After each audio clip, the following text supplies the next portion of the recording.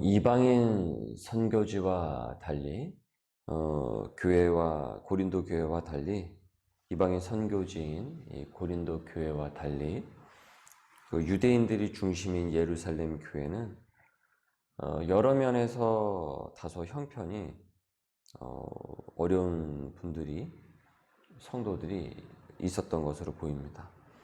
특히 그곳에는 가난한 성도들이 좀 있었던 것으로 보이는데, 그래서 바울은 이 갈라디아 지역에 있는 여러 교회들에게 이제 전한 것처럼 고린도 교회도 예루살렘 교회의 형편이 어려운 교인들을 도울 것을 전했습니다. 그래서 연보를, 즉 헌금을 매주 주일에 미리 모아서 준비할 것을 권면을 한 것이죠. 바울은 이방인 선교가 그의 주된 사역이었고, 여러 전도 이 여행을 통해서 복음의 씨를 이방인 지역에 뿌리고, 또 그곳에 교회를 개척을 하는 그 사역이 그의 주였지만, 예루살렘 교회의 형편까지도 지금 마음을 썼습니다. 그래서 이방인 교회인 고린도 교회가 이 유대인 중심인 이 예루살렘 교회와 서로 연합하는, 그래서 서로 도울 수 있는 그 계기를 마련을 했습니다. 우린 이방인 중심이고 저기는 유대인 중심인 교회니까 서로 대립각을 세우고 경쟁 구도가 되는 것이 아니라 함께 지어져가는 그 그리스도 공동체 그 정신을 공유한 것입니다. 내가 소속된 교회도 중요하죠. 중요하지만은 이 다른 교회도 중요한 것이지 않습니까?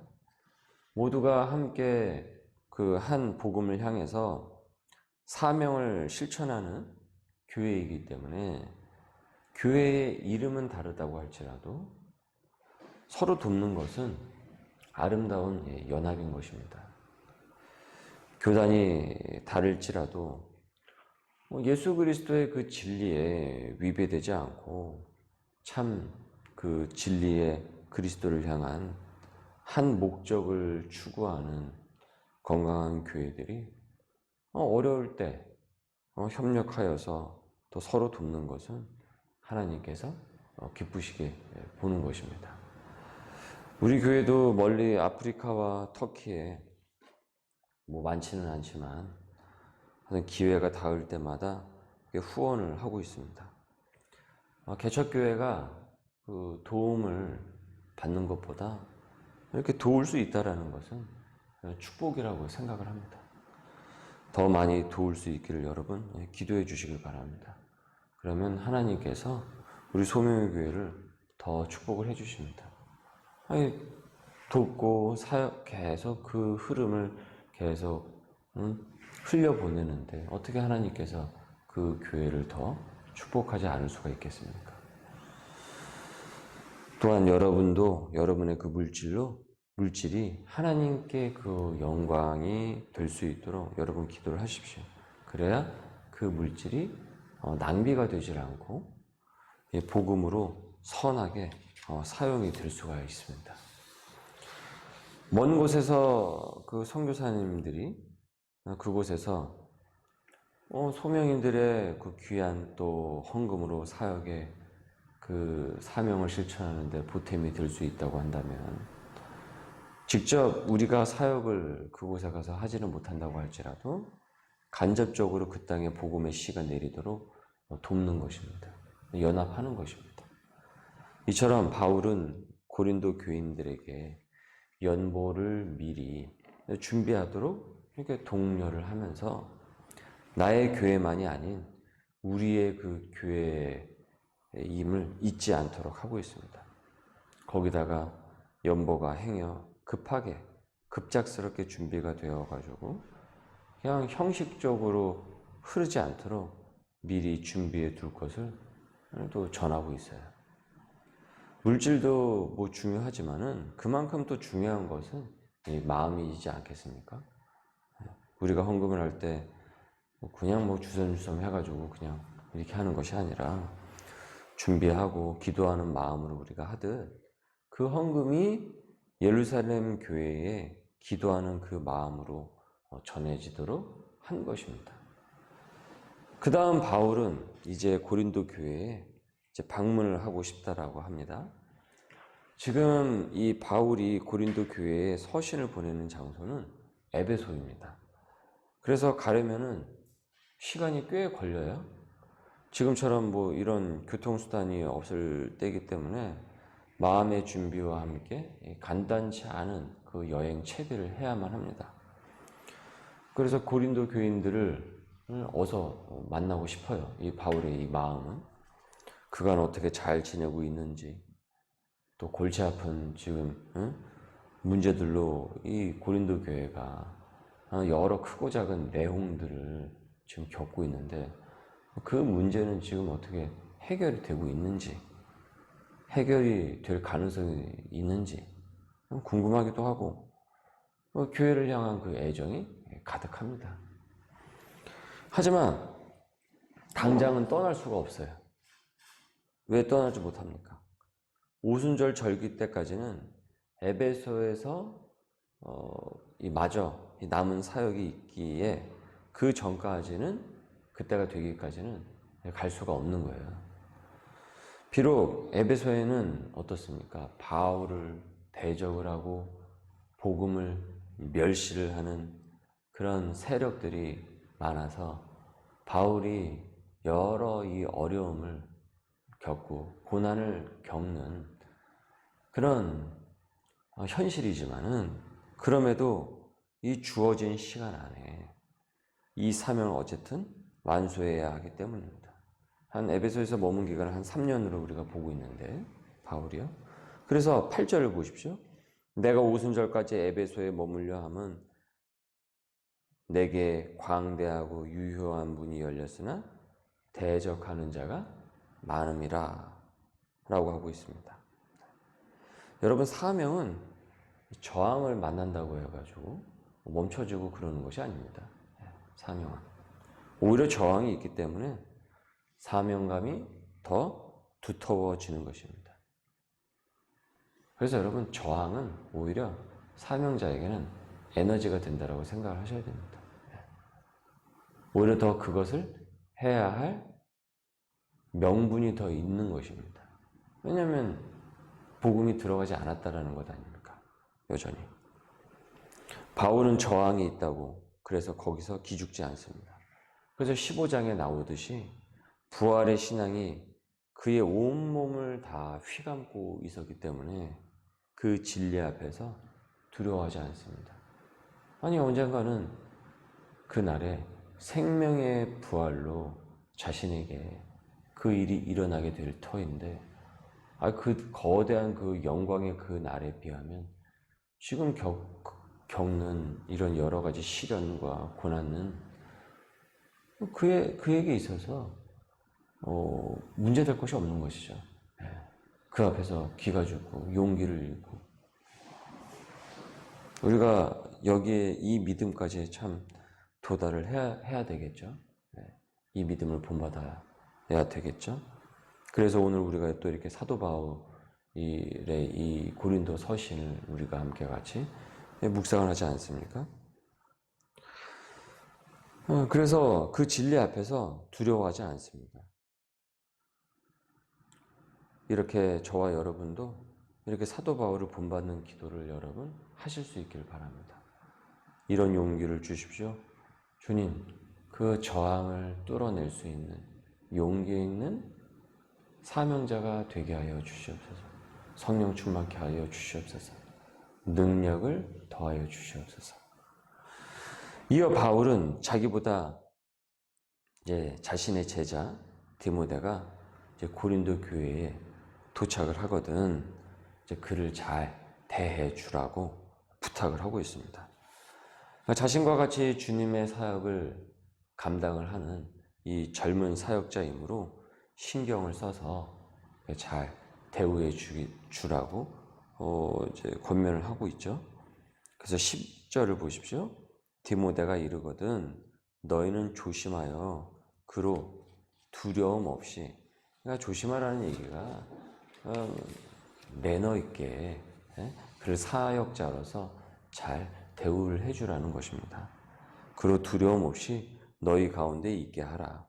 이는 그도 나와 같이 주의 일을 힘쓰는 자이니라. 그러므로 누구든지 그를 멸시하지 말고 평안히 보내어 내게로 오게 하라. 나는 그가 형제들과 함께 오기를 기다리노라. 디모데도 그렇게 여러 사역을 이 젊은 시절서부터 사도 바울을 도와서 함께 또 그 사역을 감당을 하고 또 얼마나 이 사명을 실천하는 가운데서 심신이 지치기도 하고 회복의 시간이 필요하지 않습니까? 그러니까 이제 고린도 교회에 머물면서 또 그를 사랑으로 또 대해주고 하면서 또 그를 회복이 되어서 그래야 또 다시 일을 할 수 있는 것 아니겠습니까? 이제 바울이 어쨌든 이렇게 말한 것은 디모데가 이제 나이가, 그래서 우리 디모데 전후서에서 보면 이제 그런 그 말씀을 보게 되는데, 디모데가 나이가 일반 성도들보다 어리기 때문에 행여 어린 나이라고 이제 무시하지 말라라는 것입니다. 그러니까 상당히 상세히 조목조목 언급을 하면서 행여 있을 그런 일들을 미연에 방지를 하고 있죠. 사도 바울이. 그러니까 아마도 고린도 교인들 중에는 또 그런 나이 어린 사역자를 함부로 대하는 사람들이 필시 있을 것임을 짐작을 했기 때문에 눈치 빠르게 미리 디모데를 배려를 하고 고린도 교인들이 그런 일로 하나님의 마음을 불편하게 하여서 실수하는 일이 없도록 예방을 한 것이죠. 저도 20살 초반 때서부터 제가 사역을 했거든요. 그러니 또 어렸을 때 제가 또 그곳에서 신앙생활을 했던 곳에서 또 군대에서 제대를 해가지고 또 거기서 사역을 했으니 그 옛날 그 애 모습이 투영이 될 것 아닙니까? 제게도. 그런데 참 감사하게도 당시에 성도분들이, 교인분들이 참 저를 어쨌든 참 그 전도사로서 잘 그렇게 매너 있게 참 대해주시고 한 부분들이 여전히 저는 지금도 따뜻한 기억으로 남아 있습니다. 물론 이제 또 이후에 또 이제 제가 신대원을 가고 또 이제 사역을 다른 교회에서 할 때 종종 보면 가끔 그런 분들도 이제 나이가 어떻게 되시냐고. 그럼 이렇게 됩니다. 나이가 이렇게 됩니다. 아니, 우리 아들하고 똑같네. 우리 아들보다도 못하네. 뭐 이런 여러 얘기를 듣기도 해요. 네. 그런데도 불구하고 또 시간이 지나면 함께 사역을 하면서 또 서로가 이 나이와 그런 것을 다 초월을 해서 서로가 주 안에서 또 사명자로서 또 연합을 하면서 해가는 그런 아름다운 기억이 제 안에는 항상 있습니다. 그러니까 사도 바울이 행여 고린도 교인들이 디모데 나이 어리다고 해가지고 뭐 나이 어린 사역자 왔네 하면서 그렇게 하지 말고, 그렇게 해서 그건 또 하나님께서 기뻐하지 않는 일이니까 그런 일들이 일어나지 않도록 예방을 한 것이죠. 왜냐하면 고린도 교인들 중에 우리가 봤다시피 여러 교인들이 있지 않습니까? 그리고 어떻게 교회에서 저런 일이 일어날 수가 있어? 하면서 그런 일들이 벌어졌는데, 아니면 그런 캐릭터를 가진 사람들이 있단 말이에요. 그러니까 그런 일들이 애초에 일어나지 않도록 딱 이렇게 방지를 하기 위해서 지금 사도 바울이 이 서신서를 마무리를 하면서 딱 이렇게 얘기를 하고 있는 것이죠. 그리고 이후에 또 보면은 이 형제 아볼로에 대해서 어떻게 합니까? 12절에 보니까 형제들과 함께 너희에게 가라고, 교회에게 가라고, 고린도 교회에 가라고 이제 많이 권하였는데, 지금은 이제 갈 뜻이 이제 전혀 없지만 또 기회가 있으면 가게 될 것이다 라고 하면서, 혹시 또 아볼로의 근황에 대해서 또 궁금해하거나, 행여 아볼로가 또 우리 고린도 교회 별로 안 좋아하는 거 아니야? 혹시 그런 생각에 혹시 또 미치지 않도록 행여 아볼로와 고린도 교회가 어떻습니까? 괜히 또 서먹한 관계가 되지 않도록 그런 것이 아니고, 지금은 뭐 어떤 일이 있을 수 있으니까 그 기회가 있으면 또 가게 될 것이다 하면서 여러 가지 부분을 지금 다 지금 신경을 쓰고 있는 것이죠. 그러니까 이 안에 지금 간단하게 이렇게 말씀에 나와 있지만은 이 안에서 지금 고린도 교인들과 이 사도 바울이 또 서로 간에 이해하고 있는 그 밑에 있는 그 언어가 있는 것입니다. 그런데 이제 고린도 전서에서는 이 서신서를 보내면서 축약된 언어로 표현을 하고 있는 것이에요. 자, 이렇게 보면 여러분 어떻습니까? 이 사도 바울의 이 사역이 참 세밀하고 주도 면밀하고 사랑과 애정이 가득 찬 사역자였음을 우리가 보게 되죠. 사역 전반을 꿰뚫는 통찰력이 있고요. 그리고 말만이 아닌 실행으로 옮기는 그 추진력이 있습니다. 교회와 교회, 사람과 사람 사이를 이어주는 그 가교 역할을 충실하고 그리고 부지런히 하고 무엇보다 열망이 있어요. 하나님의 나라에 대한 그 열망을 갖고 지금 이 고린도전서 이 서신을 지금 보내고 있습니다. 오늘 말씀을 여러분 묵상하면서 내게 여러분 적용을 한번 해보십시오. 나는 어떤 사명자입니까? 나는 사도 바울의 삶을 보면서 주도 면밀하게 주어진 사명, 그 사역을 하고 있습니까? 그래서 성실히, 충실히 하고 있습니까? 아니면 주먹구구식으로 허술하게 하고 있습니까? 교회와 교회, 사람과 사람을 복음으로 잇는 그 가교 역할을 지금 나는 오늘 하고 있습니까? 우리 모두 오늘 말씀을 통해서 사도 바울의 이 삶에 도전을 받고 또 본을 받아서 충실한 그 복음을 전하는 우리 사명자들이 되시기를 주님의 이름으로 소망합니다. 기도하겠습니다. 우리를 사명으로 부르신 주님, 오늘도 그 부름에 합당한 삶을 살도록 사도 바울의 본을 보여주심에 감사드립니다. 우리가 내 관심사, 내 일에 대해서는 열심과 주도 면밀함을 보이면서 진정 하나님의 일을 하는 것에 있어서는 과연 그러했는지, 오히려 알아서 되겠지 하면서 허술하게 주의 일을 방관하지 않았는지 되돌아보게 됩니다. 주님, 오늘 다시 사명으로 부름받았음을 깨닫고 교회, 사람을 복음으로 잇는 그 가교자가 되도록 성령 충만케 하여 주시고 하나님의 역사하는 그 힘을 더하여 주옵소서. 감사함이 예수님의 이름으로 기도드립니다. 아멘.